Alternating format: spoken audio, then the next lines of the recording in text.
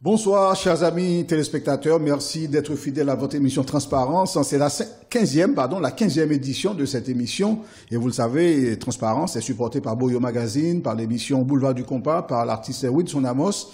Et je vous précise également que H-Live est supporté par le restaurant Aux Ananas. Nous avons un invité de choix encore une fois ce soir. Il s'agit de monsieur Yuri Nozeus. Yuri, bonsoir. Bonsoir Pradel. Ça va bien? Très bien, très bien. Parfait. Heureux d'être parmi vous là ce soir. Super. On a choisi un thème qui, je pense, va te plaire. Le choix entrepreneurial est une vraie manière d'atteindre individuellement et collectivement la liberté sociopolitique.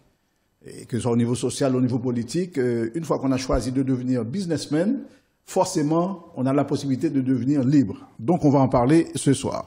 Mais avant tout, il faut présenter notre invité. Yuri Nozeus est un jeune haïtien titulaire d'un master en entrepreneuriat obtenu en 2007 et à l'UPEC. L'UPEC, c'est l'université Paris-Est Créteil. À l'âge de 20 ans, il achète son premier bien immobilier. Oui, à l'âge de 20 ans, s'il vous plaît. Dans la foulée, il entraîne ses proches dans la même démarche. Ça veut dire que c'est un gars qui n'est pas égoïste. En 2010, il crée une entreprise qu'il baptisa Banou Conseil, un nom qui traduit son souhait de transmettre au plus grand nombre les informations dont il avait lui-même bénéficié. En 2013, Yuri ouvre sa première agence Banou Conseil, c'était à Livry-Gargan, dans la Seine-Saint-Denis. En 2015, il en ouvre une deuxième, cette fois-ci dans le Val-d'Oise à Franconville.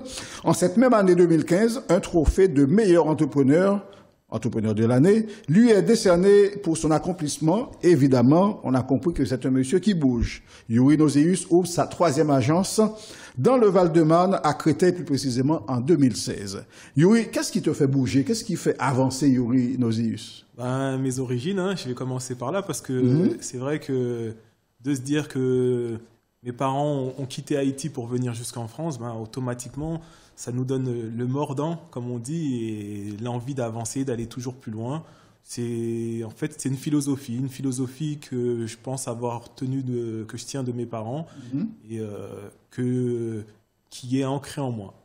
Et je pense que la présentation n'est pas complète. Est-ce que tu peux rajouter des choses dedans? Parce que le CV de Yuri, je sais qu'il est très très long, mais s'il y a des choses que j'ai omises, tu peux compléter. Après, c'est vrai j'ai fait pas mal de choses parce que le principal, c'est l'entrepreneuriat. C'est vrai qu'on en a parlé. Il y a l'immobilier aussi qui vient derrière. Mais entre-temps, ou pendant que je faisais tout ça, j'ai fait pas mal de choses. J'ai un diplôme aussi de moniteur d'auto-école. J'ai passé l'examen en 2010 que j'ai obtenu. J'ai aussi passé des formations pour pouvoir être chauffeur. Je suis chauffeur poids lourd, chauffeur pour les semi-remorques, super lourd. Pareil, en fait, c'est toujours la volonté d'apprendre, de progresser, d'aller plus loin et d'entreprendre. C'est toujours. En fait, pour toi, le mot chômage n'existe pas. Ah, exactement. J'ai toujours une formation, j'ai toujours envie de quelque chose. Je pense que quand je suis dans la stabilité, je m'ennuie. J'ai besoin d'avancer, d'aller loin, d'avoir un objectif. De créer des choses. Exactement. J'ai ce goût de créer, comme tu dis, c'est le bon mot. J'aime utiliser le mot de bâtisseur. Quand je regarde certains films, je me dis là c'est l'époque des bâtisseurs. C'est vrai que moi j'aimerais ressembler à ces personnes-là, bâtir quelque chose et laisser quelque chose pour les générations futures. Mais tu es en train de bâtir quelque chose avec cette entreprise Banou Conseil, 3 agences déjà en très peu de temps, il faut le dire. Donc tu es en train de bâtir un empire là, en quelque sorte. Ouais, pour moi, je suis loin de l'empire. Je suis même pas satisfait de ce que j'ai pu faire parce que je pense qu'il y a toujours moyen de faire plus. Mais c'est vrai que c'est des premières briques. Il y a pas mal d'idées encore derrière que j'aimerais mettre en place.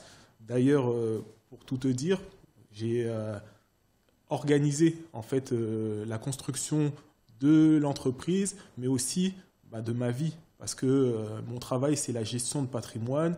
Et dans la gestion de patrimoine, il y a toute une stratégie qui se met en place. Moi, cette stratégie, je l'ai faite depuis longtemps.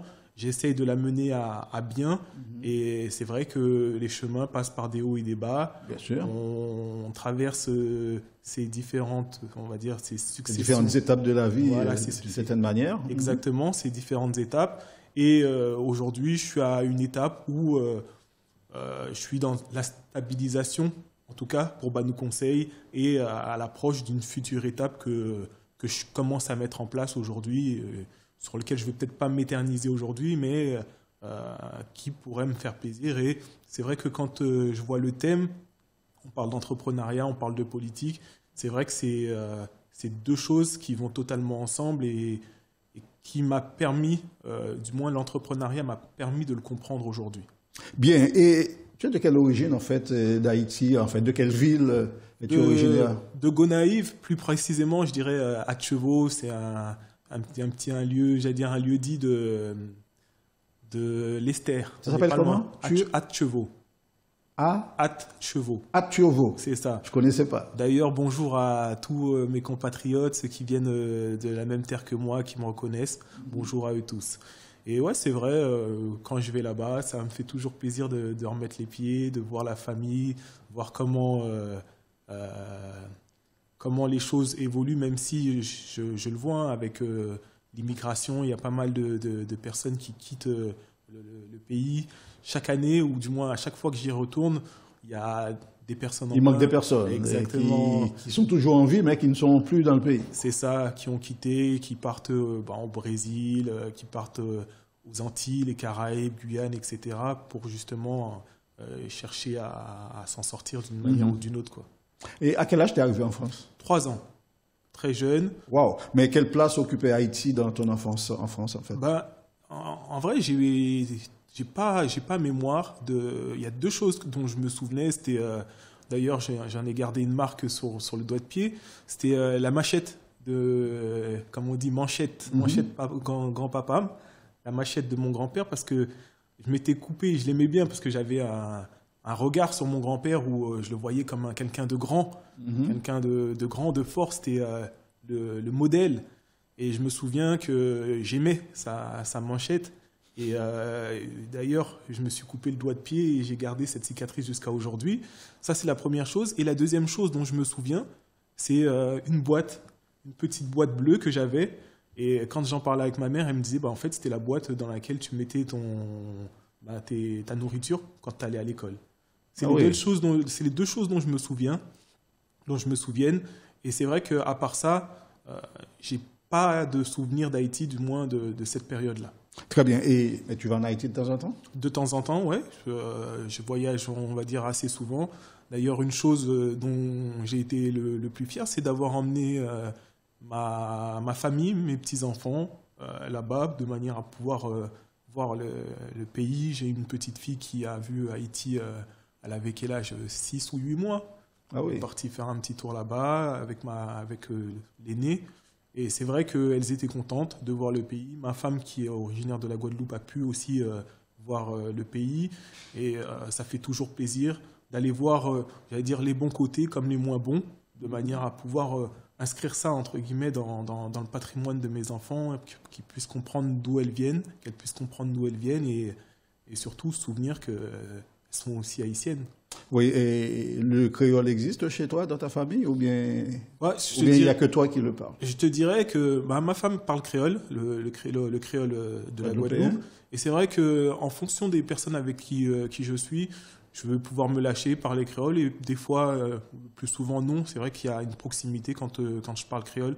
C'est le seul, je dirais, le seul hic, le seul petit souci, c'est que je ne parle pas suffisamment peut-être créole avec mes enfants. Avec les enfants. Ouais. Mais ça t'arrive quand même. Ah, bien sûr. Elles connaissent quelques mots? Ah, elles parlent créole. Elles écoutent le créole. Elles ont tendance à répondre en français. Elles répondent en français, mais c'est des grandes fans de Harley. Harley Larivière. Toujours. Donc, c'est vrai qu'avec le compas, ça leur permet aussi en même temps d'apprendre le créole, quoi. Bien, vous avez compris, on va avoir une discussion assez intéressante ce soir dans notre émission Transparence. On marque une toute petite pause. On va revenir dans un instant, mais auparavant, je dois vous rappeler que cette émission est possible grâce à Boyo Magazine, grâce à l'émission Boulevard du Compas, grâce à Wilson Amos, notre artiste, compositeur, auteur, chanteur, et également grâce à la bienveillance du restaurant Aux Ananas qui soutient H-Live sans retenue. On revient dans un instant avec Transparence et notre invité Yuri Nozeus ce soir. Oui, mais li papa. Gen moun qui pas de quoi dans caravane nan. Gen l'autre même, yo te gen doute de caravane nan, est-ce qu'il est capable bay lumière 24/24 vrai. Konya, pas fin di m'ke tri te ka bay courant ni pour faire me songer nem. Caravane changement lumière te fin di la bay courant et li kembe mol. Konya, caravane nan, li vini avec une autre formule pour nous couper blackout avec chalet net en Haïti. Qui gen là-dedans? Yon réfrigérateur 8 cubes, c'est-à-dire 44 cm de largeur et 83 cm de hauteur. 3 panneaux solaires de 250 watts, un inverteur de 2000 watts, 2 batteries gel de 100 ampères et un régulateur de 30 ampères. Et puis, belle bagaille là, livraison avec installation gratis, ti chéri, depuis pas dépasser 60 km. Et puis, toute bagaille ça yo, pour un petit crasse l'argent. 2050 € seulement. Mais courant 24/24 là, mais beau caravane lumière. Dépêchez-nous pour nous venir prendre caravane lumière par nous, relais Konya, dans 07 77 91 28 48. Caravane changement lumière arrivé sous nous, avancez avec. Lumière, maman. Lumière, pas bêche la tichou. Nous sommes de retour sur le plateau de Transparence avec notre invité Yuri Nozeus ce soir. Nous parlons de choses qui vous intéressent comme on le fait toutes les semaines dans cette émission. Le titre, le sujet qu'on traite aujourd'hui, le choix entrepreneurial, une vraie manière d'atteindre individuellement et collectivement la liberté sociopolitique. Parlons un petit peu du choix de tes études, parce que quand on arrive à 3-4 ans en France, forcément, on n'a pas commencé les études vraiment en Haïti. Donc, le choix de tes études, parce que finalement, tu as choisi la gestion d'entreprise, l'entrepreneuriat. Pourquoi ces études? En fait, il faut savoir que, comme je te disais, j'ai construit ma carrière. En fait, je suis quelqu'un d'assez déterminé. Et c'est vrai que moi, il y avait certaines, entre guillemets, voies qui me plaisaient. Le droit et l'économie. Ok. Vraiment t'es en plein dedans, t'es dans les deux là. Exactement. Et je me souviens qu'à l'époque, j'avais demandé à un de mes professeurs qui m'avait dit, voilà, il y a une filière qui s'appelle entrepreneuriat et qui existe à la fac. Va faire un tour là-bas. Je pense que ça mélange justement l'économie et le droit. Et que je m'y plairais forcément. Et en allant là-bas, c'est exactement ce que je voulais faire, du droit, de l'économie, de la gestion. Et c'est comme ça que je suis arrivé justement à l'université de Paris 12. Bien. Et quelles ont été tes premières expériences professionnelles avant de devenir entrepreneur? J'ai fait un peu de tout. J'ai travaillé dans le ménage. Je fais du ménage parce qu'il fallait vivre, payer son permis aussi. Il fallait payer son permis. J'ai été gardien aussi à un moment donné. Gardien, c'est-à-dire? Gardien, en fait, je travaillais en tant que gardien d'immeuble. Ah, d'immeuble, ok. C'est ça. J'ai fait de la manutention. J'ai fait de l'aide. J'étais aide cuisinier aussi et serveur dans un EHPAD. J'ai été pompiste. J'ai travaillé dans une pompe à essence, exactement. Qu'est-ce que j'ai fait encore? Chauffeur poids lourd aussi. Okay. D'ailleurs, un bonjour à un compatriote, Elias Transport. J'ai fait aussi un peu d'administratif, on va dire un peu c'est pas de la comptabilité directement, mais plutôt, on va dire de assistant en gestion. Alors, je suis sûr que les téléspectateurs sont en train de se poser des questions. Ils voient un petit bonhomme là, et puis tu es en train de parler de toutes ces expériences professionnelles. Tu es dans la trentaine, la quarantaine, la cinquantaine, la soixantaine? Dans la trentaine. Dans la trentaine. Dans la trentaine, tu as déjà eu toutes ces expériences. C'est ça, parce qu'en fait, en même temps que les études, je travaillais. Quand je travaillais le week-end, ça veut dire que j'allais à l'école du lundi au vendredi, et le week-end, samedi, dimanche, aller au boulot. Pour la petite histoire, le travail de pompiste, je le faisais en même temps qu'un autre travail que je faisais le week-end. Et je travaillais c'était de 22h à 6h du matin. Après, de 6h à 9h, je dormais. Et après, j'allais à la fac. Et le week-end arrivait. Et j'enchaînais parfois les deux emplois. C'est pour dire que j'ai jamais eu peur de travailler. Tout ça en région parisienne? Tout ça en région parisienne, oui. J'ai jamais eu peur de travailler. J'aimais travailler. Et en même temps, quand on veut de l'argent, le meilleur moyen d'en avoir, c'est de travailler. Ça me permettait aussi de préparer mes projets, parce que c'est vrai que quand on a des projets, que ce soit des projets d'achat pour l'immobilier ou entrepreneuriat, faut avoir un peu de sous de côté. Exactement, de l'argent dans les poches. Alors justement, à 20 ans, tu achètes ton premier bien immobilier. Parle-nous un petit peu. Je pense que ça peut intéresser beaucoup de gens, beaucoup de jeunes qui nous regardent en ce moment. En fait, c'est pour la petite histoire, pareil. C'est un cousin, moi, qui vient me voir et qui me dit ce serait bien qu'on achète un bien immobilier pour tes parents.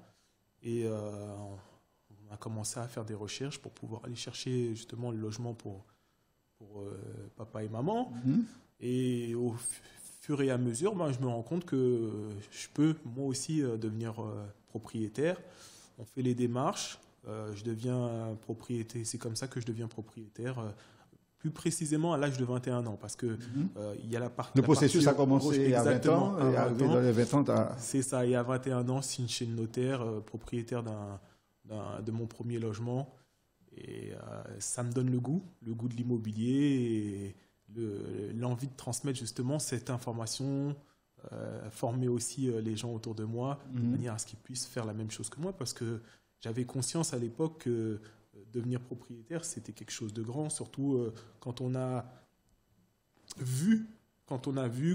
connu la difficulté que pouvait être le logement à Paris, en France.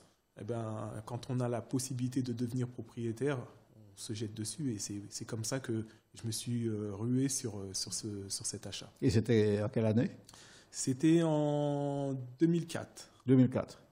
Et depuis, il y a quelqu'un qui m'a dit, bon, je ne vais pas te dire qui c'est, parce que je ne révèle jamais mes sources, que depuis 2004, chaque année, tu en achètes un ou deux. Non, ça aurait été beau, hein. Mais c'est vrai que quand la possibilité s'est faite, j'ai pu faire d'autres investissements, je les ai faits. Après, depuis un certain temps, je donne, entre guillemets, toute ma force, toute mon énergie à Banou.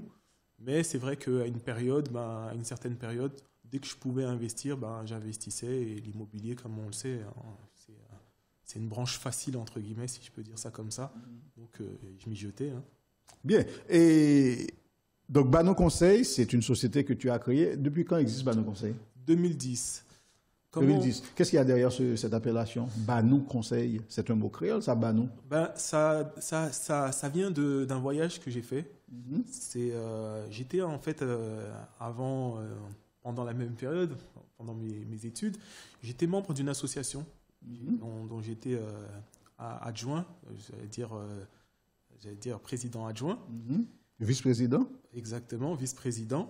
Et à l'époque, il y a eu le tremblement de terre et on avait fait un petit voyage, du moins un voyage humanitaire en Haïti, parce qu'on avait collecté pas mal de denrées, d'aliments, de vêtements, et il fallait les amener.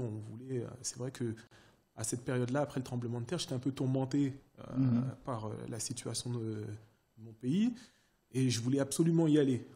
Et en allant en Haïti, ça a émergé, parce que je travaillais déjà à l'époque dans un cabinet, en tant qu'agent commercial.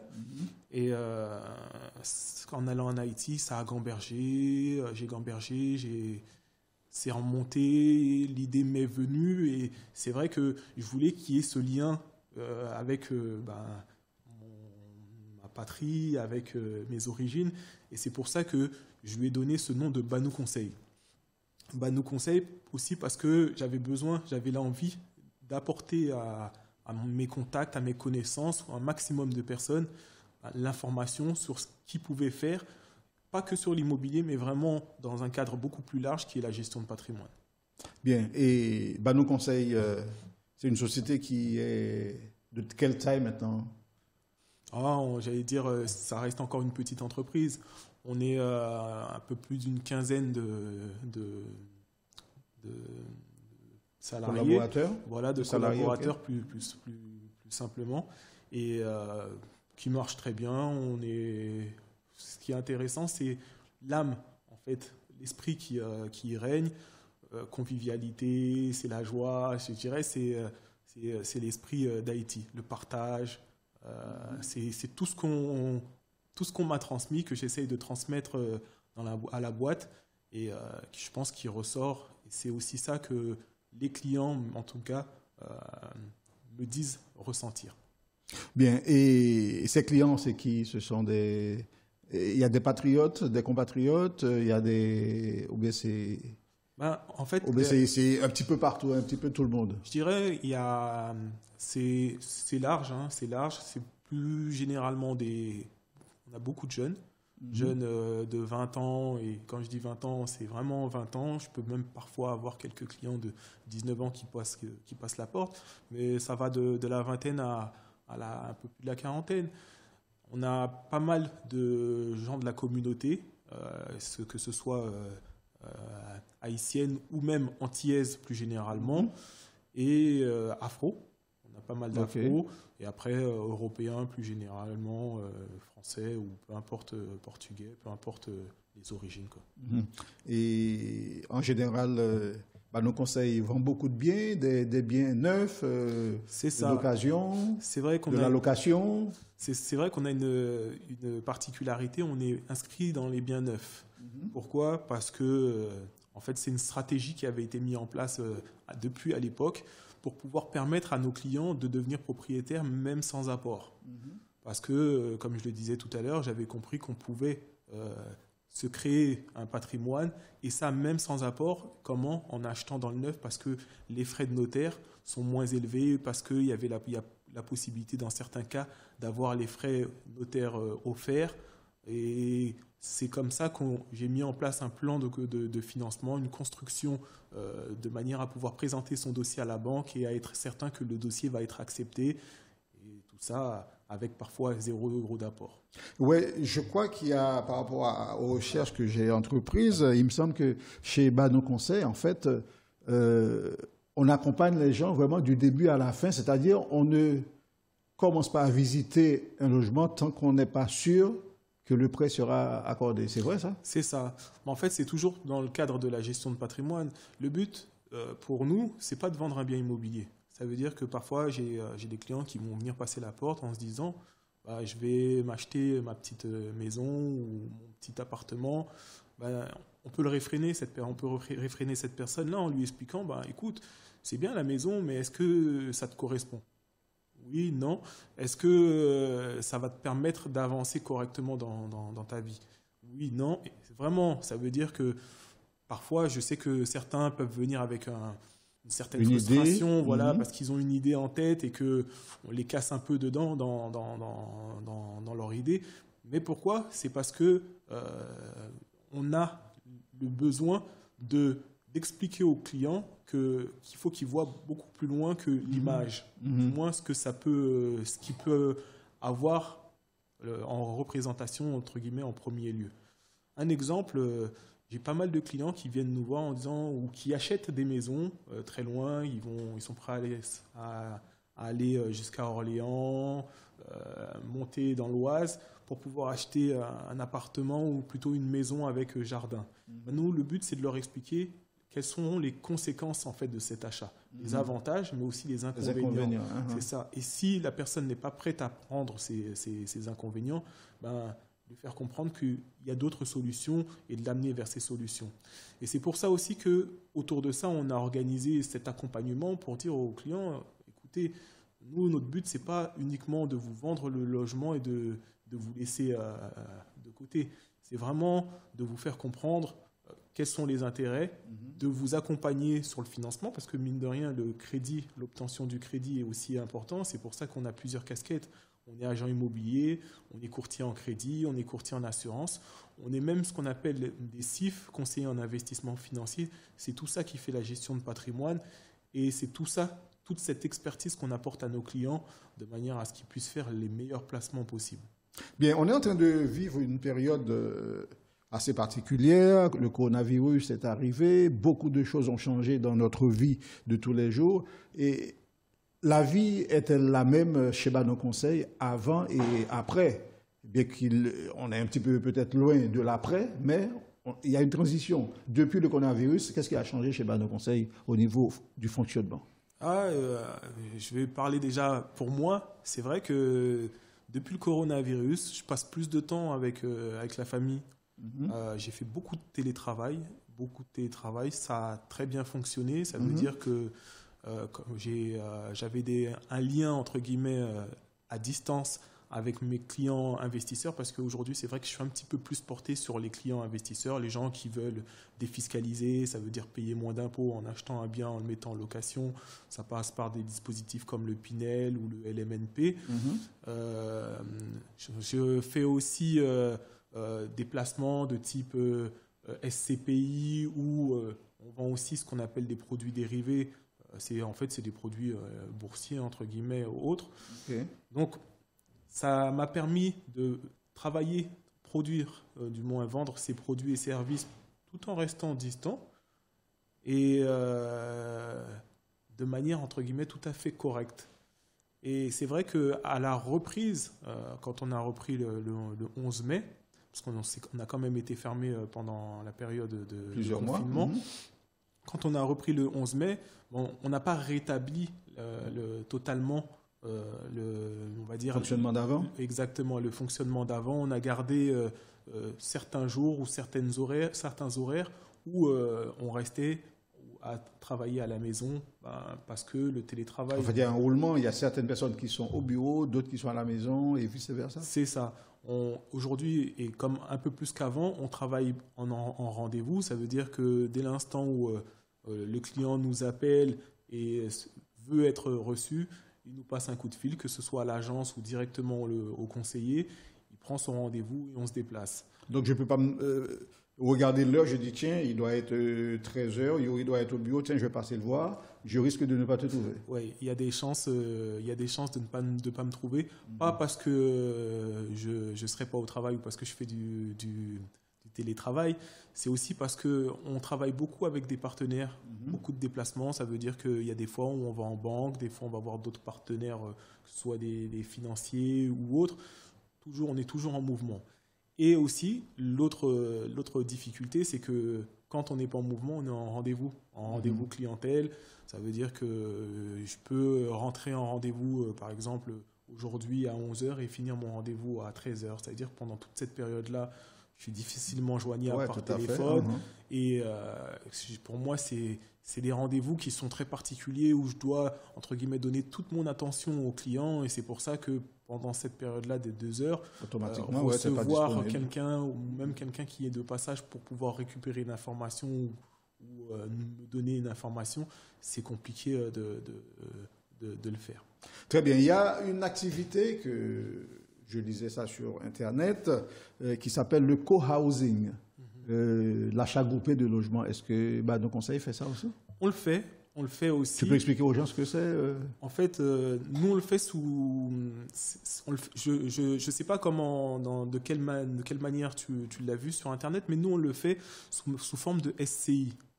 Comment, de quelle manière? Ça veut dire que des clients qui souhaitent se regrouper, venir à 5 ou 10 pour pouvoir faire l'achat d'un logement, d'un local, ou peu importe le bien immobilier, un terrain, peut venir. Sauf que le financement se fait par des fonds propres. Ça veut dire que les personnes vont venir avec leur apport, vont cumuler leur apport et avec ça, vont pouvoir acheter. En vrai, pour moi, je trouve que c'est quelque chose de très bien, surtout quand on voit la capacité qu'ont les Haïtiens à pouvoir mettre de l'argent de côté. Vous voyez, quand il y a les tontines là, qui sont faites, finalement, il y a des sommes parfois qui sont récoltées, qui sont énormes. Et pouvoir, par exemple, acheter un appartement qui va coûter, je ne sais pas, 100 000 euros et le mettre en location. Ça existe des appartements de 100 000 euros? On peut encore en trouver. Pas chez moi, pas dans le neuf, mais c'est vrai que dans l'ancien, parfois, on peut trouver ça.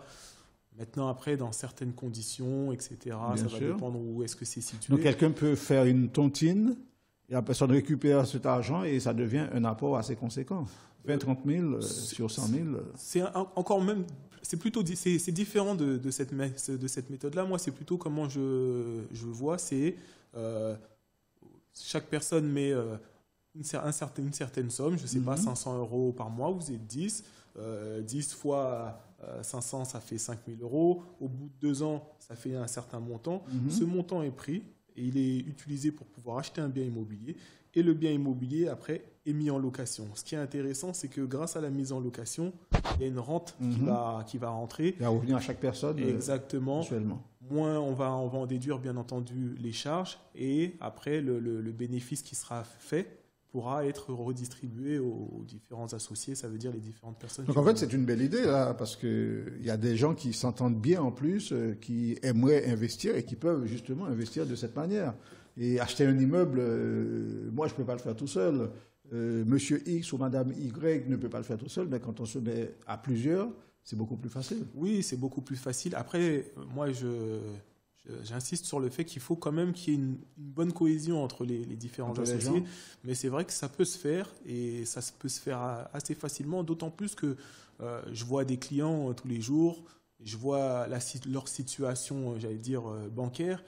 Beaucoup d'entre eux ont de l'épargne, ça veut dire ont 20, 30, 40, 50 000 € de côté. Cet argent-là, je le vois le plus souvent, est tenu sur le compte courant ou sur des livrets A. C'est des comptes qui rapportent et qui rapportent pas, tout simplement. Ça veut dire que même quand sur un livret A, il y a 0,5% de rendement, 0,5%, à la fin de l'année, la personne est perdante parce qu'il y a de l'inflation, il y a 1,5% d'inflation. Ça veut dire que les prix des denrées, le prix des biens augmente de 1,5% chaque année. Ça veut dire que même s'il y a 0,5%, il y a 1% de perdu derrière.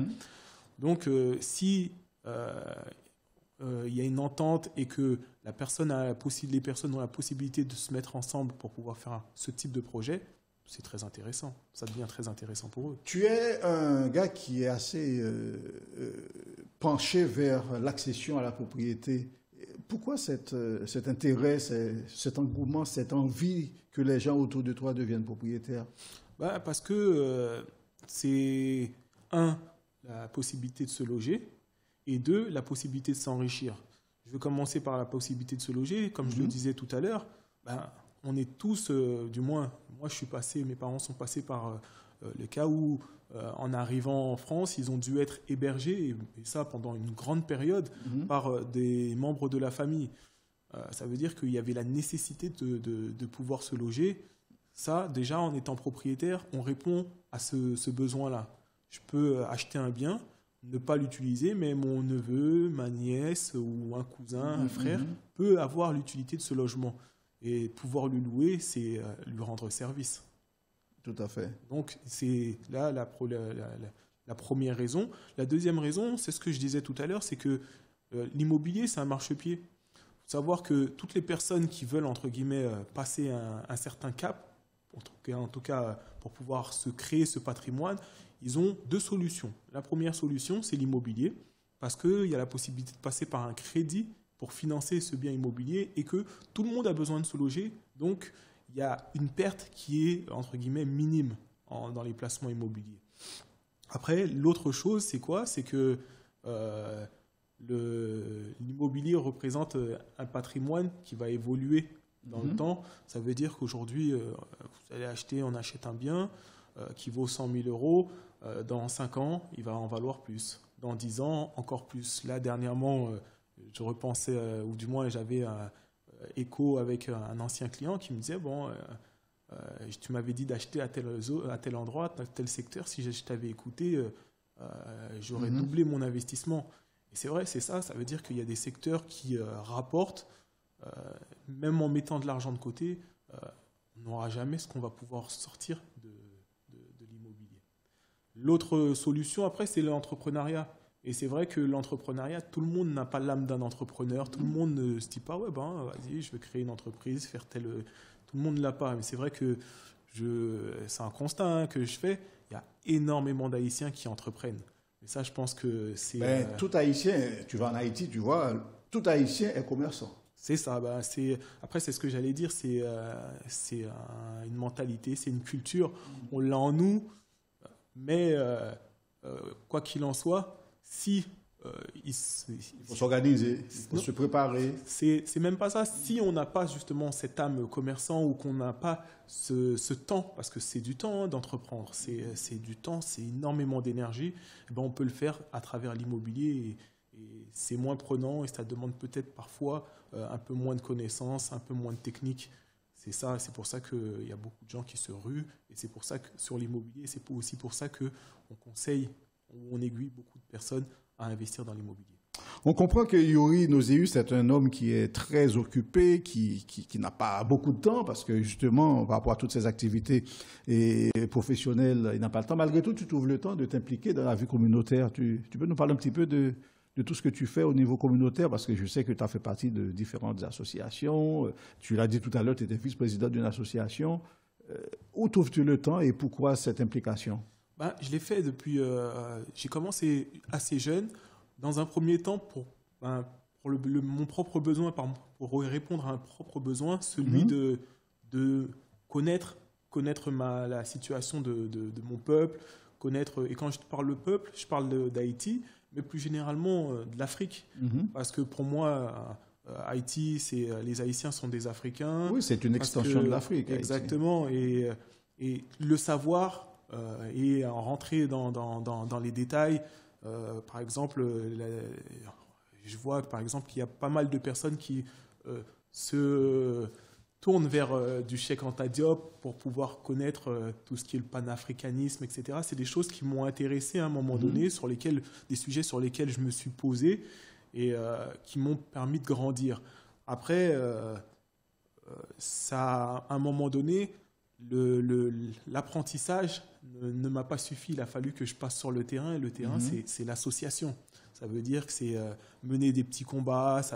C'est des combats déjà pour que certaines choses soient reconnues.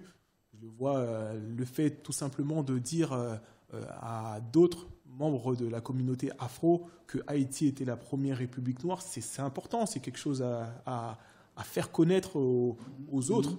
Ceux qui ne le connaissent pas, quelle que soit son origine, qu'il soit malien, sénégalais, parce que c'est une fierté et eux-mêmes doivent reconnaître et le savoir, avoir cette information. Maintenant, c'est le terrain, c'est qu'est-ce qu'on a pu faire au niveau associatif, qu'est-ce que j'ai pu faire on a organisé aussi des événements autour de la femme pour la revalorisation de la femme afro-caribéenne. Parce que pour nous, c'était quelque chose qu'il fallait faire. Parce que souvent, on amalgame, on dit que le noir ne respecte pas ses femmes, alors que c'est l'inverse. Alors je pense que, haïtiens en tout cas, on a beaucoup de respect envers les femmes, surtout nos mères, parce qu'on sait que c'est elles qui tiennent c'est la potomita maison. Exactement. Donc, ça, c'était des choses qu'on a voulu mettre en place. On faisait aussi tout simplement des petits barbecues, des petits nganda, comme le diraient les Africains, pour pouvoir tenir le lien entre les parents et les plus jeunes. Ça veut dire qu'on faisait et pareil aussi, ça nous permettait en même temps de travailler l'entrepreneuriat. On faisait des barbecues où on vendait des sandwichs, des dégustations de nos différents pays. Il y avait le Congo, il y avait le Cameroun, il y avait le Mali, il y avait le Sénégal, il y avait la Martinique, la Guadeloupe. On était vraiment le Cap-Vert, on était vraiment tous réunis. Et faire ce lien entre nos différents parents, ça veut dire qu'il y avait les parents haïtiens qui étaient là, qui côtoyaient les parents capverdiens. Il y avait tous les jeunes qui venaient et qui mangeaient. C'est tout ça qu'on aimait. Et je me souviens aussi de la fois où, justement, quand il y a eu le tremblement de terre, de voir justement tous ces gens de tous horizons venir s'impliquer. Et là, quand je dis tous cette horizons... solidarité... C'est ça, ça m'a vraiment fait plaisir. Et tout ça, c'était parce que il y avait justement ce travail sur le terrain qui était fait, qui me faisait plaisir. Qui a payé, en fait. Voilà, exactement. Et pourquoi ? Tout simplement parce que mon père m'a beaucoup fait l'histoire, m'a fait l'histoire d'Haïti. Il m'a raconté aussi son histoire personnelle, ça veut dire sa vie, comment il a fait pour en arriver là. Et c'est vrai que le fait de l'entendre me le dire tous les jours, ça travaille. Ça travaille l'esprit. On a envie d'apporter des choses parce que je sais que pour moi, c'est une chance d'avoir pu d'être arrivé là où je suis. Et je ne prends pas que ça. Je me dis, bon, je vais aller chercher encore plus loin. Et pour pouvoir aller chercher plus loin, c'est plus d'informations, plus de travail.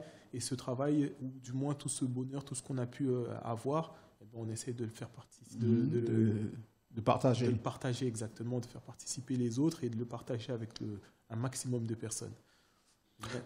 Oui. Non, j'allais dire, maintenant, c'est vrai que je m'implique différemment aujourd'hui, mais c'est toujours un plaisir quand j'ai la possibilité de participer à un événement, l'événement d'une association, ou de mettre la main à la pâte, que ce soit donné de ma personne ou donné financièrement pour une cause qui pour moi est la mienne. Et en tant qu'homme d'affaires, j'aimerais savoir le regard que tu portes sur la communauté haïtienne d'aujourd'hui. Parce que bon, c'est vrai, la communauté évolue depuis 2010, depuis le tremblement de terre et l'année de création de Banon Conseil. Je pense que cette communauté a bougé énormément. Je ne dis pas qu'elle s'est transformée, mais il y a quand même pas mal de choses qui ont changé dedans. Et quel est le regard que l'homme d'affaires, l'entrepreneur que tu es, porte sur cette communauté haïtienne de France? Moi, j'ai un regard assez dur sur la communauté haïtienne, dans le sens où je pense qu'on a un gros potentiel, dans le sens où on a peur de rien. On a peur de rien, on est des entrepreneurs, on a la volonté de faire, d'avancer, mais il nous manque quand même certaines choses. Et pour moi, c'est la principale, c'est la technique. Ça veut dire que très souvent, on se lance sans aller chercher à acquérir justement cette technique qui nous permettrait de progresser. Et très souvent, on se contente de ce qu'on fait, de ce qu'on a. On oublie de se comparer au plus grand. Au plus grand. C'est ça veut dire qu'il y a des gens qui sont sur le terrain, des entrepreneurs qui font. Il faut qu'on aille les talonner. À l'apprendre de ces gens-là, voir ce qu'ils font et pourquoi ne pas les dépasser. Les dépasser, il faut qu'on aille les talonner et qu'on les dépasse. Mais pour pouvoir les dépasser, à un moment donné, être entrepreneur, être fougueux, avoir cette force qu'on a, ça ne suffit pas. Ça suffit pas. Après, il y a aussi une chose aussi que j'ai appris aussi avec l'expérience, c'est que on est un peuple qui est solidaire, qui est volontaire, qui est donnant de notre personne, toujours prêt à aider. Mais parfois, on s'oublie soi-même, dans le sens où pendant qu'on est en train d'aider à droite, à gauche, on oublie que nos propres enfants, nos propres familles, entre guillemets, sont en difficulté. Et la meilleure illustration de ce que tu dis, c'est quand on monte dans un avion. Quand on fait la démonstration, on vous dit s'il y a un problème, les masques tombent. Eh bien, ce que vous faites, vous mettez le masque pour qui avant? Pour nous. D'abord, tu mets pour toi, ensuite tu aides les autres. Exactement. Et ça, c'est quelque chose que j'ai appris. Ça veut dire que pour moi, en tant qu'Haïtien, avec la culture que j'avais, nécessairement, il faut aider son prochain. Dès l'instant où on entreprend, qu'on avance, on a la possibilité d'accompagner, d'aider, on aide. Ça veut dire qu'on s'oublie aussi parfois soi-même. Ces dernières années, j'ai compris que pour pouvoir aider les autres, il faut aussi parfois être en capacité d'aider. Exactement. Parce que le jour où on n'est plus là pour pouvoir les aider, ils ne sont pas aidés, et puis toi aussi. Exactement. C'est ça. C'est les deux reproches que je peux faire à la communauté. C'est, je sais qu'on est capable, je sais que vous pouvez faire, mais allons-y, occupons-nous de nous, avançons, et à partir de ce moment-là, une fois qu'on aura suffisamment avancé, on viendra au soutien des autres. Mais est-ce que ça risque pas, ce que tu dis, ça risque pas d'être interprété justement de manière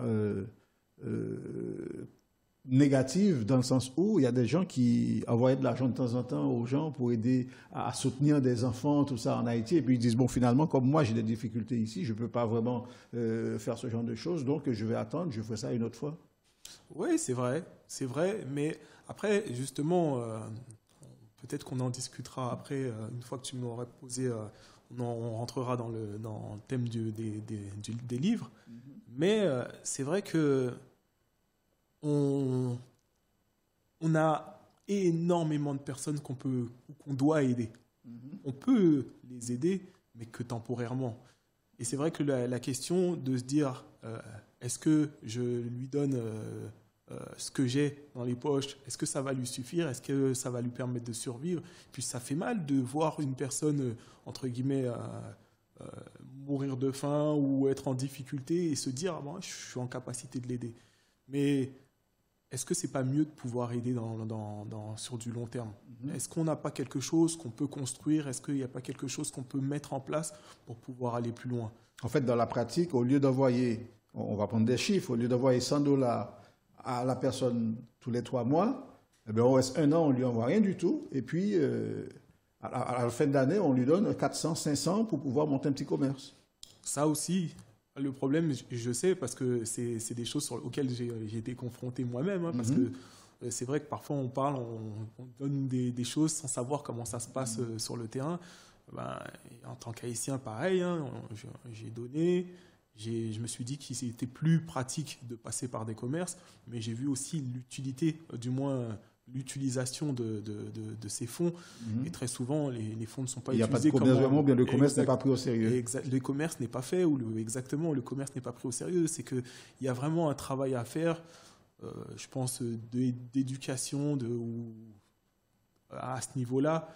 Mais maintenant, après, est-ce que c'est pas à nous de faire ce travail-là? Est-ce que c'est pas à nous de nous rééduquer? Je ne parle pas de les rééduquer parce que c'est à nous aussi, c'est notre manière de penser qui peut-être influence les leurs. En fait, on peut donner, mais il faut donner autrement. Ou aussi de la manière dont on se présente. On parle de diaspora. Entre nous, on sait très bien comment on se présente l'Haïtien qui vient des États-Unis, qui vient de France, quand il rentre en Haïti. C'est le Dieu vivant. C'est ça. On a fait gros nègre, on a fait grand nègre, c'est comme ça. C'est-à-dire donc pas gagner des fois. C'est ça, il y a rien, il n'y a pas d'argent, mais quand ils vont là-bas, ils sont capables de dépenser des 5 000, des 6 000 euros. Le regard que va avoir celui qui est là-bas, il va être différent. Il va se dire, mais tout est gratuit. Et je vais te dire un truc, je vais te dire une chose, c'est que on pense que c'est que les Haïtiens qui sont comme ça. Qui fonctionnent comme ça, mais en France, c'est exactement la même chose.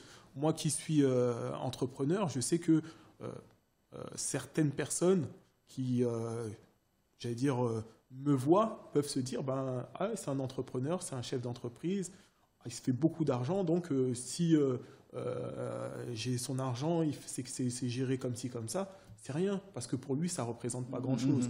Ça veut dire qu'en fonction de comment moi je vais présenter la chose, la personne qui va avoir mon argent l'utilisera différemment.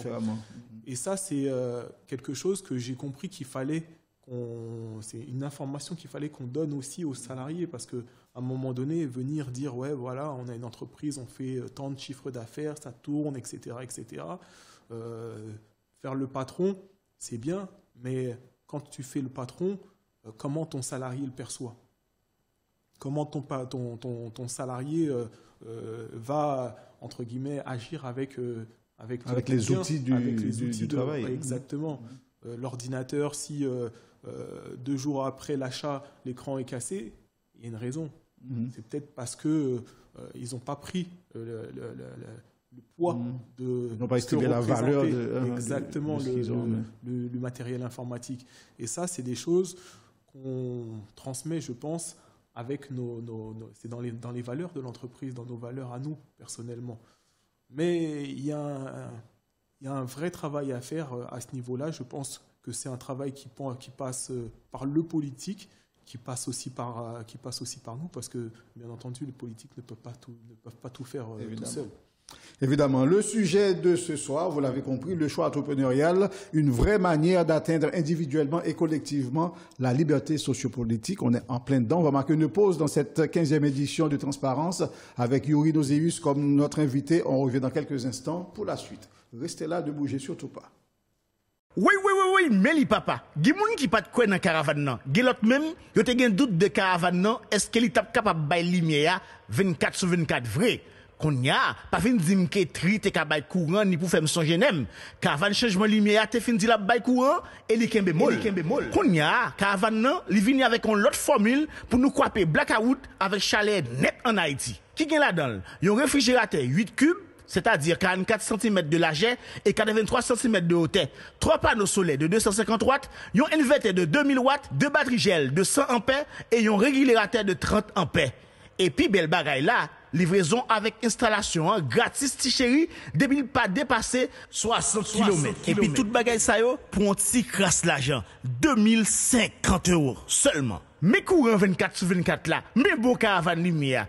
Dépêchez-nous pour nous venir pour caravane lumière par nous. Relais Kounia dans 07 77 91 28 48.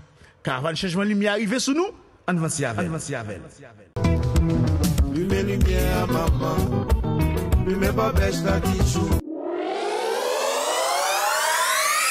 Bien, nous poursuivons notre émission Transparence avec Yuri Nozeus, notre invité de ce soir. Et évidemment, nous parlons du côté entrepreneurial, nous parlons de la liberté sociopolitique. Évidemment, c'est le monsieur de la communauté qui est bien placé pour en parler. C'est la raison pour laquelle il est l'invité de cette émission Transparence ce soir. Là où je veux en venir maintenant, c'est... On va peut-être partir en Haïti.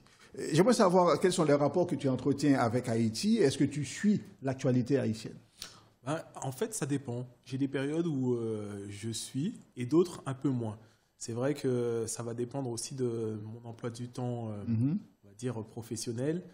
Mais oui, ça varie.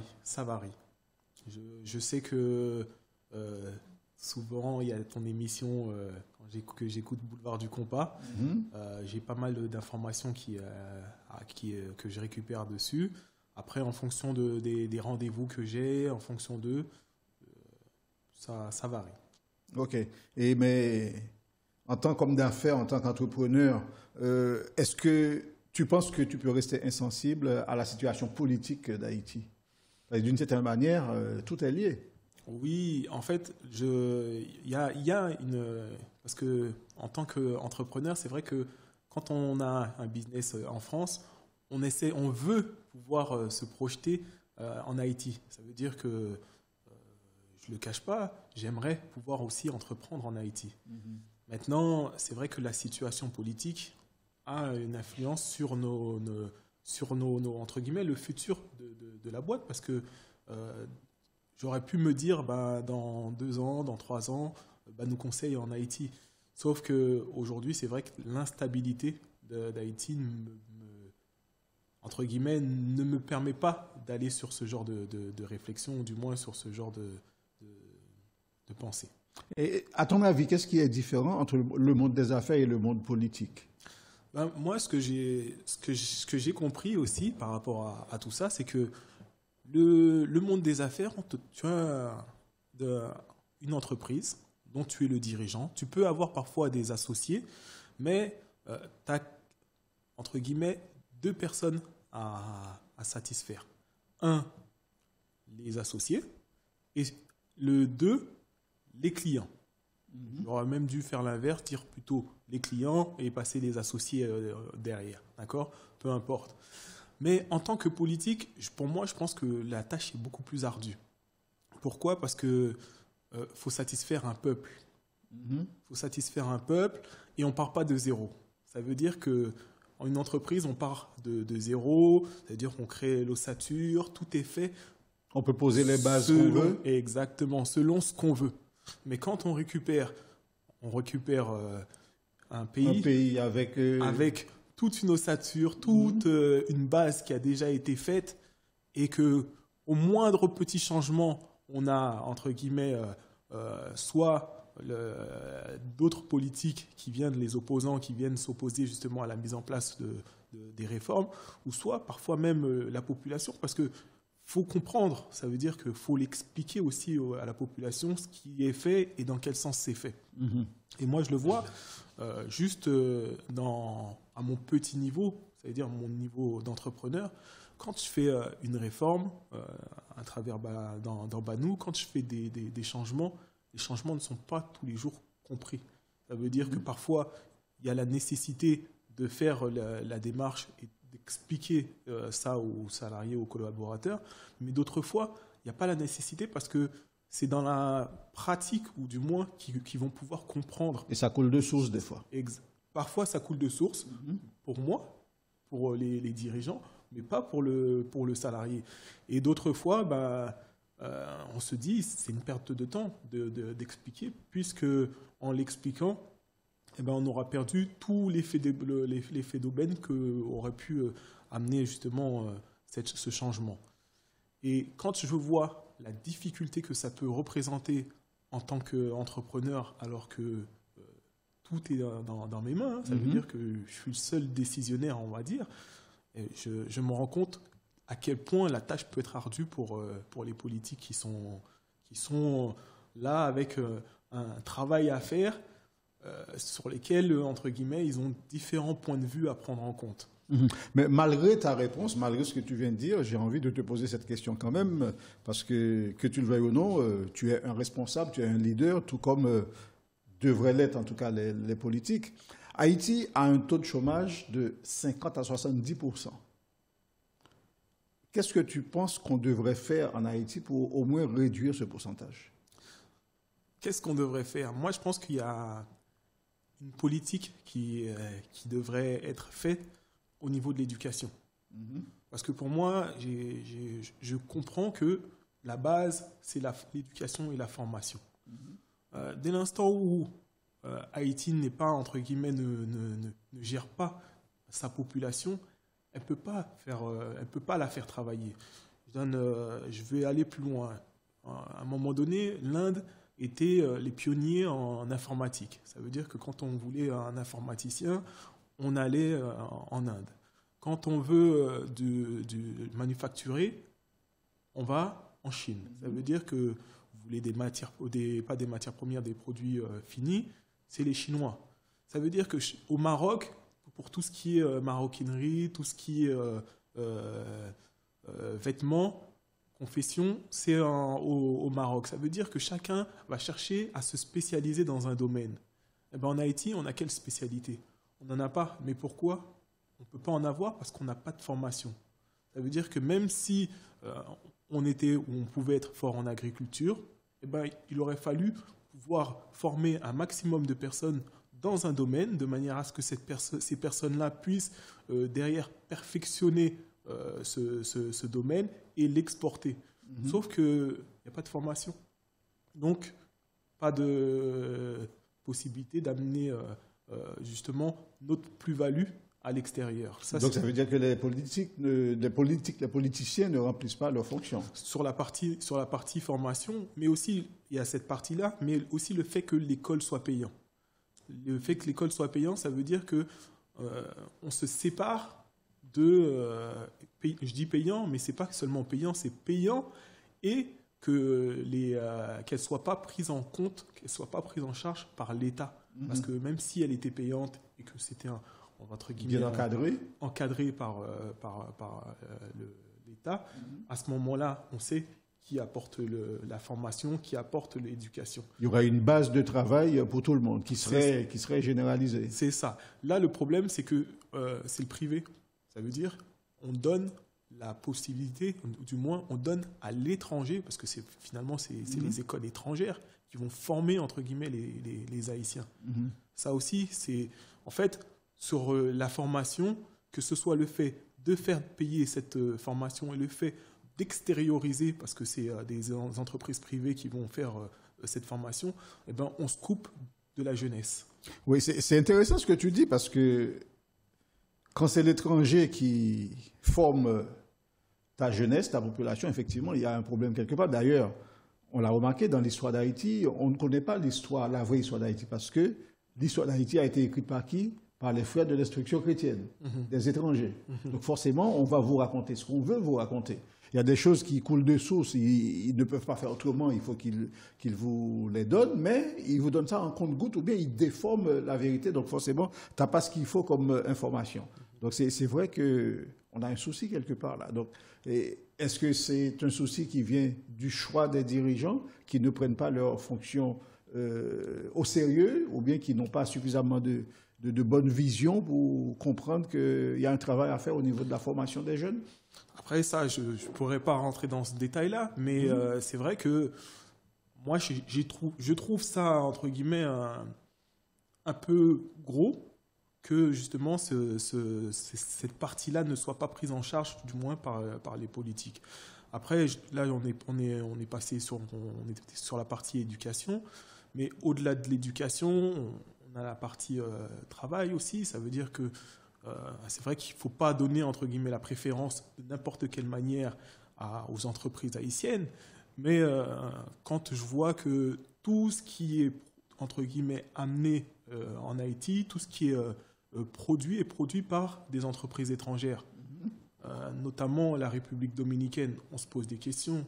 Pourquoi les entreprises haïtiennes, ou du moins des entreprises nationales, ne se mettent pas en place? Ça veut dire que même la France est passée par la nationalisation de certaines entreprises pour pouvoir faire avancer le pays. Pourquoi ne pas faire ça? Il y a des produits, entre guillemets, qui sont de première nécessité, qui doivent être tenus par l'État haïtien. Et c'est vrai que ça aussi, c'est un domaine dont on se pose des questions.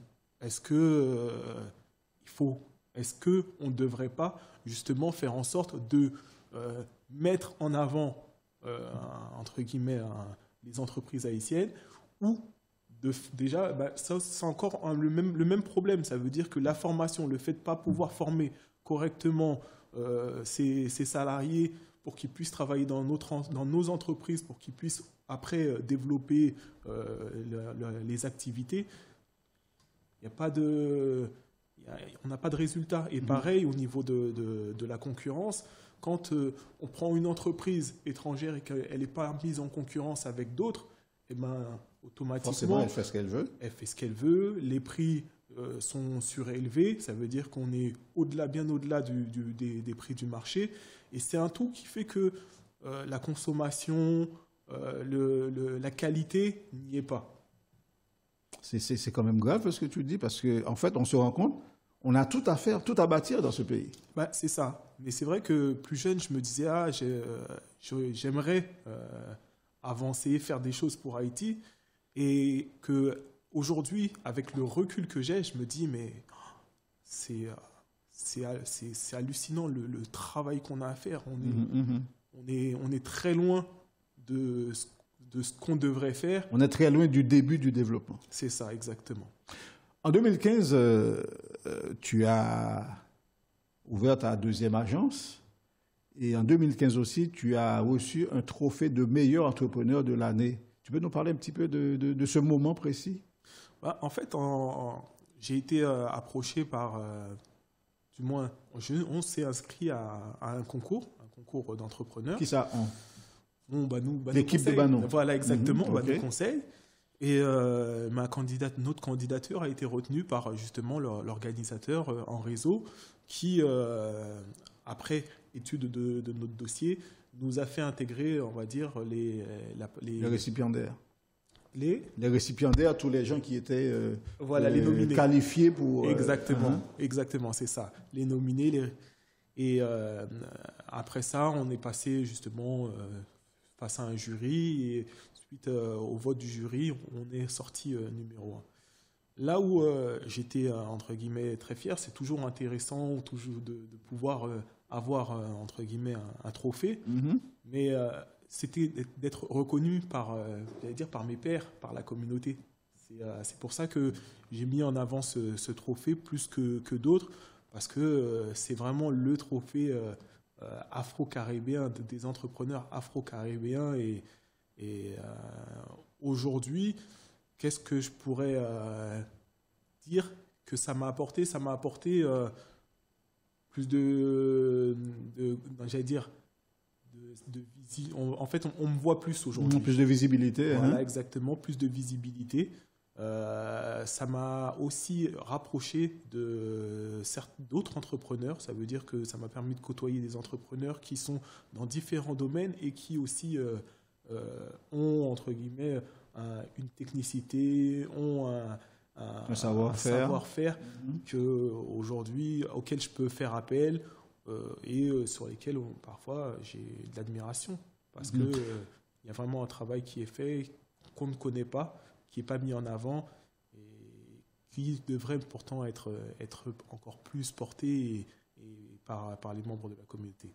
Alors, dans la démarche de Eurinosius, la démarche de Bano Conseil, il y a toujours quelque chose en plus que vous essayez de faire au sein de cette entreprise. Je sais que vous avez bâti un réseau de créateurs, vous organisez des formations. Est-ce que tu peux nous parler un petit peu de ces deux domaines dans lesquels évolue encore une fois Bano Conseil? Moi, j'ai fait justement ma formation, c'était la création et la gestion d'entreprise. La création et la gestion d'entreprise, en fait, je suis un amoureux de l'entrepreneuriat. Ça veut dire que, après, c'est pas dur. En tant qu'Haïtien, ça n'a pas été difficile d'aimer le monde de l'entreprise, d'aimer faire, créer. Mais j'ai voulu, pareil, apporter ça aussi à un maximum de personnes. De quelle manière? En aidant les personnes qui le souhaitent à créer leur société. De différentes manières, en mettant en place ce qu'on appelle un business plan. Ce business plan, on l'accompagne en regardant justement le modèle, parce que parfois, vous avez une idée, vous voulez faire une entreprise, on peut vouloir faire une entreprise, mais il y a des petites choses, des petits couacs qui font que l'entreprise peut ne pas être rentable ou peut ne pas se développer correctement. Et c'est ça veut dire on fait la lecture du business model et si tout est bien, le business plan est fait, on peut faire la création, ça veut dire l'immatriculation de la société. Wow, donc ça veut dire qu'il y a un accompagnement qui se fait quand même sur la partie assez sérieux. Exactement. Après, ce qui peut être aussi fait pour ceux qui le souhaitent derrière, c'est la mise en relation avec les comptables, avec des professionnels du droit, de manière à ce que ces personnes-là puissent avoir les meilleurs conseils, parce qu'on n'est pas avocat, on n'est pas comptable, mais il faut à certains moments qu'ils puissent avoir contact avec ce type de personnes pour pouvoir mieux faire avancer leur structure. On se souvient de ces deux mots, économie et droit. Donc tu es toujours en plein dedans. Exactement. Alors, on va clore l'émission, enfin pour cette première partie en tout cas, mais auparavant j'ai envie d'utiliser ces trois mots, parce que ce sont trois mots qui te sont très très chers: le travail, la solidarité, l'honnêteté. On dit souvent qu'en général les hommes d'affaires n'ont rien de solidaire. On dit souvent que les hommes d'affaires sont les plus malhonnêtes qui existent. Par contre, ce sont des travailleurs. En quoi est-ce que ces trois mots soient aussi importants pour toi? Pourquoi? Parce que ça représente tout simplement l'éducation que j'ai pu avoir. Après, moi, les hommes d'affaires qui sont malhonnêtes, je l'ai très rarement entendu. Je côtoie pas mal d'hommes d'affaires et c'est vrai que l'idée que, du moins, je dis hommes d'affaires, je dirais plutôt des entrepreneurs. Je ne sais pas si moi je fais la différence. Ça veut dire hommes d'affaires, c'est des gens qui vont s'investir financièrement dans une entreprise. Entrepreneurs, c'est des gens qui vont créer quelque chose. Ça veut dire qu'ils vont entreprendre. Et ces personnes-là, très souvent, je pense qu'elles sont honnêtes parce qu'elles portent quelque chose qu'elles ont envie de faire connaître pour pouvoir aider les gens. Justement, je pense que ces trois mots représentent l'optique d'un entrepreneur. Et j'en suis presque certain. Pour quelle raison? Parce que j'ai en tête un entrepreneur qui m'expliquait un peu sa manière de faire, de voir les choses, et qui me disait à l'époque, attention Yuri, fais pas ci, qui me donnait des conseils sur l'entrepreneuriat. Et avec du recul aujourd'hui, je dirais même 10 ans après, je comprends que cet entrepreneur-là avait justement aussi toutes ces qualités et voyait aussi ces trois mots comme importants. Pourquoi? Parce que tous les conseils qu'il a pu me donner, tu les as mis en application? Non, j'ai pris du temps à les mettre en application. justement, j'ai fait les erreurs par lesquelles il me disait de faire attention de ne pas passer. Mais ces erreurs-là, je les ai faites et j'ai compris pourquoi il me disait de faire attention. Tout simplement parce que lui-même aussi était passé par ces erreurs. Ça veut dire qu'il avait toutes ces qualités que je pense avoir et du moins que je cherche à mettre en avant. J'ai lu, on va clore ce chapitre, mais j'ai lu un papier concernant Youri Noséus et nos conseils. Je lis donc, et les proches collaborateurs disent de Youri Noséus que sa capacité d'écoute fait de lui un exemple à suivre. Est-ce si important d'être à l'écoute de ceux avec qui on travaille? Oui, je pense que non seulement de ceux avec qui on travaille, mais aussi des clients, parce qu'au final, pour moi, à un certain niveau, les clients sont des collaborateurs. Ça veut dire qu'on va travailler avec eux. Et aujourd'hui, mon travail, c'est l'art d'écouter les personnes. L'art d'écouter les personnes pour pouvoir trouver des solutions et les aider à avancer. Bien, nous marquons une nouvelle pause dans cette émission. Avant de passer au Transquiz, nous avons comme invité ce soir M. Youri Noséus.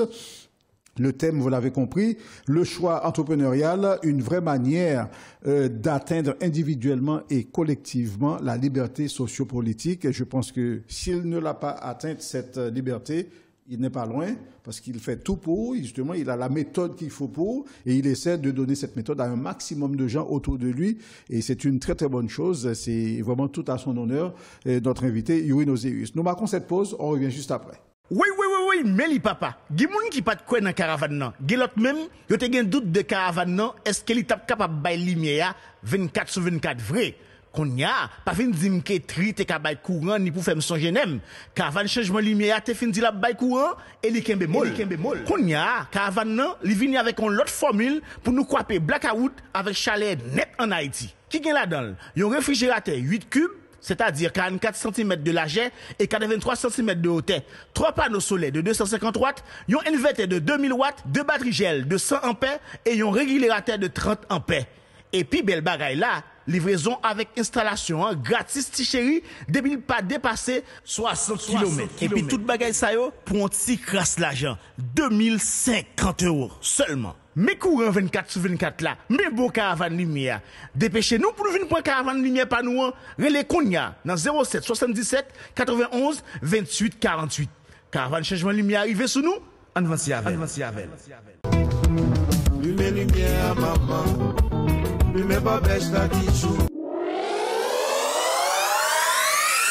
Nous revenons sur le plateau de Transparence où nous avons comme invité M. Youri Noséus, un entrepreneur que vous commencez à bien connaître maintenant. Et on était dans la partie extrêmement sérieuse de l'émission où on avait pas mal de questions à poser à Youri et la discussion était assez intéressante. Pour moi, en tout cas, je ne sais pas pour toi, Youri. Oui, bien sûr. Parfait. Donc, est-ce que tu es prêt pour ton Transquiz? Prêt. Tu sais ce que c'est que le Transquiz? Je pense. Hein. Je regarde l'émission quand même. Ok, parfait. Donc, si on a un logo, j'aimerais l'avoir tout de suite. Le jingle, si possible même. Voilà. Le Transquiz, c'est tout de suite.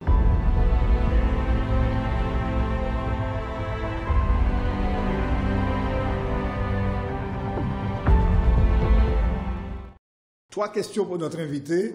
Pas de joker, pas d'appel à un ami, rien du tout. Tu ne peux pas appeler ni ta secrétaire, ni un de tes collaborateurs. Ça ne marchera pas. Ouais, je suis prêt à gagner quand même. Hein. Tu es prêt à gagner quand même. Parfait. Première question sur 3. Dans quelle ville de France existe-t-il une avenue portant le nom d'Haïti? Je suis même parti la visiter l'année dernière. Ah oui? Parce que j'étais parti aller regarder un match au Vélodrome. Donc, je sais que c'est à Marseille. À Marseille. Question subsidiaire. Dans quel arrondissement se trouve cette rue? Je savais que j'allais te piéger. Le 4e arrondissement. Le 4e arrondissement. Bravo. Ah oui. Là, tu me bats. Ah oui. Dans le 4e arrondissement de Marseille se trouve une avenue qui s'appelle Avenue d'Haïti. Très bien. Deuxième question. Quel est le département le plus peuplé d'Haïti et aussi celui qui est le moins peuplé? Ça, après, je dirais que c'est assez facile parce que c'est celui où il y a la capitale, Port-au-Prince. Donc c'est le département de l'Ouest. Département de l'Ouest. Pour le plus peuplé. C'est pour le plus peuplé, ouais. Ouais, mais par contre, le moins peuplé, c'est pas évident. Ouais, c'est vrai que c'est pas évident, mais je crois le savoir. C'est sûrement l'IP. Ouais, le département des Nippes, tout à fait. Ça. Avant, le département des Nippes, en fait, il y a la ville de Fond-des-Nègres, qui fait partie du département des Nippes aujourd'hui. Avant, c'était dans la Grande-Anse. Et il y a eu une nouvelle découpe au niveau des départements et la ville de Fond-des-Nègres, en tout cas la commune de Fond-des-Nègres, maintenant fait partie du département des Nippes. Et le département des Nippes est le département le moins peuplé du pays. Nous avons 10 départements, c'est ça, 10, 1, 2, 3, 4, 5, 6, 7, 8, 9, 10. On a le plus peuplé, c'est l'Ouest. Le moins peuplé, c'est les Nippes. Le deuxième plus peuplé, c'est l'Artibonite, le département de l'Artibonite. Bah, c'est chez moi. C'est chez toi, voilà. C'est là, ouais, puisque, ouais. Et d'Agonaï, oui, c'est ça. Vous pouvez manger l'alo? Ah, manger l'alo, manger bérégène, manger gombo, diri. Manger un peu diri, c'est ça. Très bien. Vous connaissez qui les youri la tortue? Oui, je connais ça. Vous connaissez ça, très bien. Troisième et dernière question. Alors, pour les départements, il faut quand même qu'on dise combien d'habitants à peu près. Je pense que les gens aimeraient savoir. Pour le département de l'Ouest, le département où il y a effectivement la capitale. Et en 2012, on avait 4 29 705 habitants dans le département. Quand je dis département de l'Ouest, je ne dis pas Port-au-Prince. Il y a Port-au-Prince, il y a Léogane, il y a Akaé, il y a différents endroits, différentes communes dans ce département. Donc 4 29 705 habitants sur une superficie de 4 983 km². Ça, c'est le département de l'Ouest. Pour le département le moins peuplé, c'est les Nippes, 342 525 habitants. Il y a une sacrée différence, hein? 342 525 habitants sur une superficie de 1268 km². Voilà. Je pense que les gens ont pris note. Sinon, les gens vont regarder à nouveau l'émission pour avoir toutes ces données. Est-ce que tu es prêt pour ta troisième et dernière question? Je suis prêt. Question, ça difficile? Ou si vous voulez demander mon avant mon joker? Non, je suis prêt à répondre, comme je te le disais. Parfait. Troisième et dernière question du transquiz de Monsieur Yourinoséus. Qu'appelle-t-on police couchée en Haïti? Qu'appelle-t-on police couchée en Haïti? Ça me rappelle une anecdote. Ah ouais? La première fois où je suis tombé sur police couchée. Sur une police couchée? Bah, à ce moment, je venais d'arriver, on sortait de l'aéroport et on prenait le chemin pour... En Haïti ou ici? En Haïti. Pour aller en direction des Gonaïves, exactement. Saint-Marc même, parce que parfois mes parents ont leur domicile là-bas. Et sur la route, on s'arrête et on ralentit fortement. Et je dis, ouais, pourquoi on s'arrête comme ça? Mon père, il me dit, police couchée. Police couchée, police couchée à terre. Exactement. Je dis, comment ça, police? La police, elle se couche par terre. Il me dit, non, c'est un dodane. Un dodane. Ah, effectivement, voilà. C'est un dodane. Police couchée, c'est dodane. Et tout simplement, et ce qu'on appelle un ralentisseur. Hein. Ouais. Mais il m'expliquait aussi que c'était parce que très souvent, c'est là que se mettait la police pour pouvoir faire les contrôles. Pour pouvoir contrôler les gens, effectivement, puisque c'est là que les gens sont obligés de ralentir. Et les ralentisseurs qu'on a, les dodanes qu'on a en Haïti, c'est pas des... Il faut mettre la voiture de travers, hein, sinon on a un bas de caisse qui est trop bas, on risque de... Ouais, tout à fait. C'est vrai. Effectivement. Donc tu as quand même réussi les 3 questions.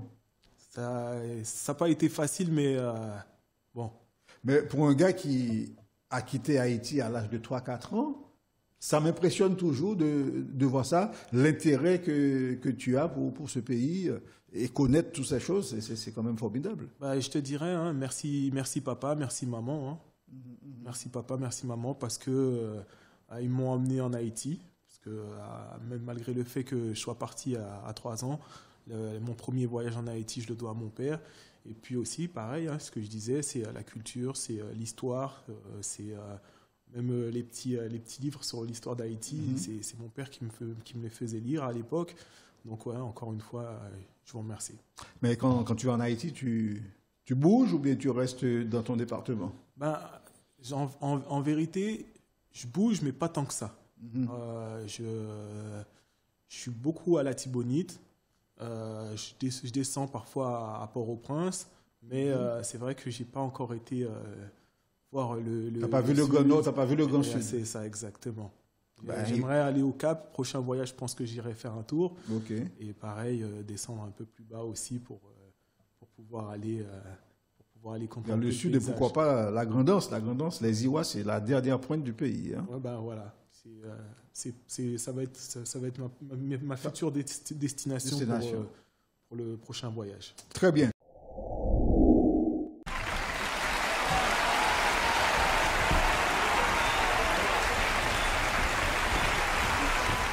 Nous arrivons maintenant à la toute dernière partie de l'émission. C'est une partie qui ne dure pas longtemps, qui est assez courte en général. Mais c'est une partie qui nous tient à cœur parce qu'on aime bien partager nos lectures avec nos téléspectateurs. Donc, est-ce que tu as des conseils de lecture à donner à nos téléspectateurs pour qu'ils puissent justement s'occuper durant cette semaine en attendant le retour de Transparence? J'ai un livre, justement, que j'ai lu pendant les vacances, qui m'a marqué par rapport à l'image que justement l'auteur s'est fait aussi d'Haïti. Ça parle de l'effondrement. En fait, ça parle de l'effondrement des cultures. Et en fait, l'auteur explique comment certaines cultures se sont retrouvées à disparaître. Il va parler des Mayas et des Aztèques. Il va parler aussi des Aborigènes d'Australie. Et à un moment donné, il est amené à parler d'Haïti. Les Indiens d'Haïti. Non, même pas. D'Haïti aujourd'hui et de la République dominicaine. Et il fait la comparaison à un moment donné, entre Haïti et la République dominicaine. Et à l'intérieur, il donne différentes explications qui, selon lui, auraient amené Haïti à être comme il est et la République dominicaine comme elle est. Donc, c'est un livre intéressant, je le redis, c'est L'effondrement. L'auteur, c'est Jared Diamond. Et, pour les anglophones, c'est Jared Diamond. Exactement, parce que je suis un peu moins. Mais ouais, c'est un livre, je dirais, assez intéressant. Je vous conseille de le lire, surtout si vous avez, entre guillemets, des idées, que ce soit pour le développement économique ou politique d'Haïti. Ça donne, entre guillemets, un autre point de vue que celui qu'on pourrait avoir, nous, Haïtiens. Ok. Donc, une sorte de recul pour pouvoir mieux voir cet Haïti. C'est ça, exactement. Jared Diamond, L'effondrement. L'effondrement, c'est ça. Très bien, nous avons terminé avec notre émission de ce soir. Est-ce que tu as des gens que tu veux saluer pour terminer? Ah oui, je disais, je voudrais saluer la famille, mon père, ma mère, mes oncles, tonton Pierre, bonjour, tonton Lamartine, tous mes collaborateurs, encore ceux qui regardent Transparence. Tu as pas mal de clients aussi qui regardent Transparence. Oui, justement, et des clients, parce que dernièrement encore, j'en avais qui étaient passés me voir encore cette semaine. Donc, merci à H-Live, merci à Boulevard du Compas, déjà pour l'accueil général et puis pour tout ce qui est fait pour la communauté plus généralement. Merci beaucoup Yuri. C'est un plaisir de t'avoir avec nous dans cette 15e édition de Transparence. 15e édition depuis la fin du confinement. Ah oui. Transparence existait avant, on avait arrêté pendant un certain temps, et puis là, depuis la fin du confinement, nous sommes à la 15e édition. Merci à vous d'avoir été des nôtres pour ce soir. On se retrouve très bientôt pour une nouvelle édition et de cette émission Transparence. On a eu cette émission grâce au Boulevard du Compas, bien sûr. Yuri vient d'en parler. C'est une émission que j'anime, que je présente depuis des années et sur Espace FM. Et pendant un certain temps, c'est Michel Marchand qui m'avait remplacé. Et puis, la situation a fait que, justement, concours de circonstances, quoi. Donc, il partait quand je suis revenu. Donc, j'ai repris l'émission, tout simplement, Boulevard du Compas, qui existe tous les dimanches sur Espace FM. Cette émission Transparence a bénéficié également du support du magazine Boyo Magazine, qui sort tous les 3 mois, bien sûr. Et nous sommes en pleine préparation du prochain numéro, du dernier numéro de l'année. Et puis, évidemment, l'artiste Wilson Amos, qui nous soutient régulièrement, et ça nous fait énormément plaisir. Et puis, évidemment, on ne peut pas oublier le restaurant Ozanana qui soutient, et la télévision même, qui soutient H-Live dans son ensemble. Et c'est grâce à toutes ces entités que nous arrivons à avoir une telle émission, une émission de bonne facture, une émission de grande qualité, une émission que j'appelle une émission de référence, votre émission Transparence. Merci d'avoir été des nôtres. Rendez-vous la semaine prochaine. Mon nom, évidemment, c'est Pradel Saint-Fleur. À très bientôt.